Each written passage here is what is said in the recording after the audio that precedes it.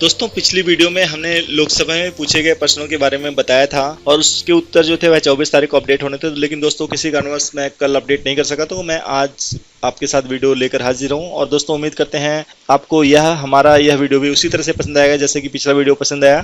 तो दोस्तों उसमें जो क्वेश्चन पूछे गए थे तो उसके अभी दो पार्ट लेकर हाजिर हूँ मैं। पहला है एपीएफ स्कीम का और दूसरा है एपीएस 95 भाइयों की हायर पेंशन का। तो दोनों ही अलग अलग उत्तर दिए हैं रामेश्वर तेली जी ने, तो मैं उन दोनों के बारे में ही आपको बताऊंगा। तो चलिए पहले बात कर लेते हैं ईपीएफ स्कीम की। तो दोस्तों ईपीएफ स्कीम में यहाँ पर अगर हम बात करें तो यहाँ पर रामेश्वर तेली जी ने उत्तर दिया है श्री संजय जाधव और श्रीमती केसरी देवी पटेल का, जिन्होंने पूछा था कि भाई साइलेंट फीचर क्या है ईपीएफओ का।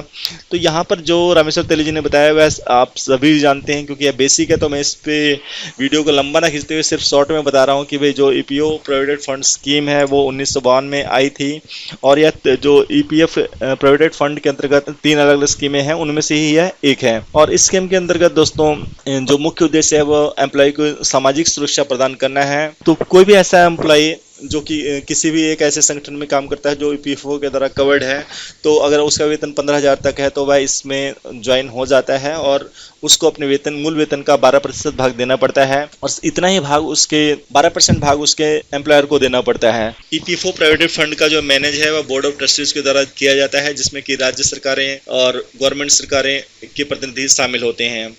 और आगे हम बात करें तो एक जो सदस्य होता है ईपीएफओ का, उसके पास ऑप्शन होता है कि वह अगर उसको कोई ज़रूरत है, मान लीजिए घर बनाना है, बीमारी है, एजुकेशन है, या किसी भी तरह से कोविड-19 या मैरिज या कुछ भी है, तो वह उसमें अग्रिम पैसा निकाल सकता है। और अगर मेंबर का ईपीएफ का पैसा वैसे ही पड़ा रहता है तो उसको उस पैसे पर ब्याज भी मिलता है हर साल।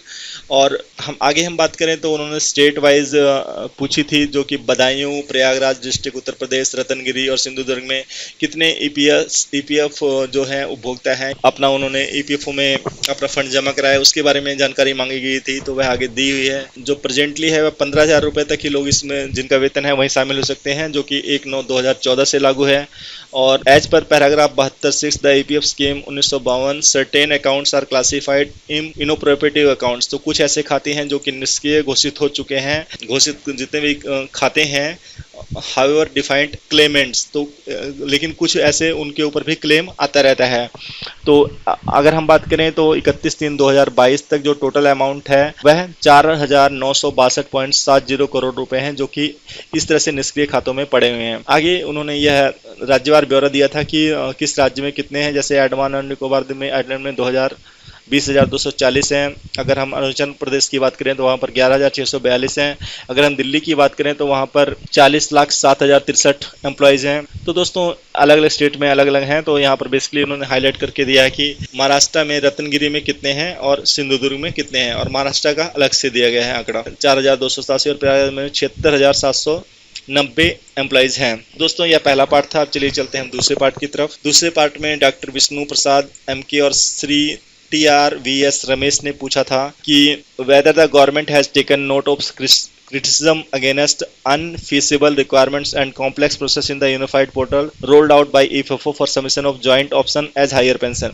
तो उन्होंने कहा है कि जो EPFO ने जो एक चेंज किया था अपने वेबसाइट में और ज्वाइंट ऑप्शन के लिए, हायर पेंशन के लिए, उसके बारे में इनका क्या विचार है। तो यहाँ पर श्रम एवं राज्य मंत्री श्री रामेश्वर तेली जी ने बताया कि the process in unified portal of submission of joint option for higher pension is simple, बहुत ही सिंपल और आसान है, और इसे कोई भी आराम से भर सकता है। और इसको जो बनाया गया है, जो सिंपल रिक्वायरमेंट है एज पर provisions of employees provident fund EPF scheme 1952 की जो स्कीम है एम्प्लॉय प्रोविडेंट फंड की, उसके अनुरूप इसको बनाया गया है। और साथ ही साथ ऑनरेबल सुप्रीम कोर्ट ने जो डिसीजन दिया था 4/11/2022 को, उसको भी इसको ध्यान में रखा गया है। आगे उसकी बात करें तो for convenience of member of pensioners employees provident fund organisation, जितने भी पेंशनर्स के लिए एम्प्लॉय प्रोविडेंट फंड ने जितने भी लोकल ऑफिस हैं उन सबको बताया है कि अगर कोई फॉर्म भरने आ रहा है तो उसकी फॉर्म भरने में सहायता की जाए। और उसके बाद online option form contain simple requirements, और जितने भी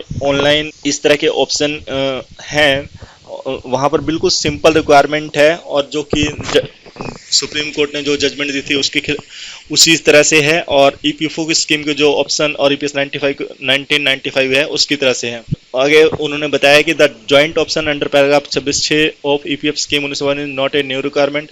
जो 26(6) की जो एक रिक्वायरमेंट है जॉइंट ऑप्शन की, वह कोई नई रिक्वायरमेंट नहीं है, यह पहले भी थी। जो सुप्रीम कोर्ट में एज पर द स्कीम, जो भी स्कीम है मतलब पहले से निर्धारित की गई है और सुप्रीम कोर्ट के ने जिस तरह से कहा था करने को उसको उसी तरह से किया गया है। अगर हम बात करें तो ईपीएफ स्कीम 1952 के तहत पैराग्राफ 26(6) में जो जॉइंट ऑप्शन डिक्लेयर करने का एक प्रूफ है, वो कोई जरूरी नहीं कि वह अभी दिया जाए, उसे बाद में भी सबमिट किया जा सकता है और आगे जब भी उनका पेंशन का टाइम आएगा तो वह सबमिट कर सकते हैं। और administrative charge have been fully remitted of EPFO, और जो इसके एडमिनिस्ट्रेटिव चार्ज हैं वह पूरी तरह से शुल्क मुक्त है और ईपीएफ स्कीम 1952 के पैराग्राफ पूरी तरह से।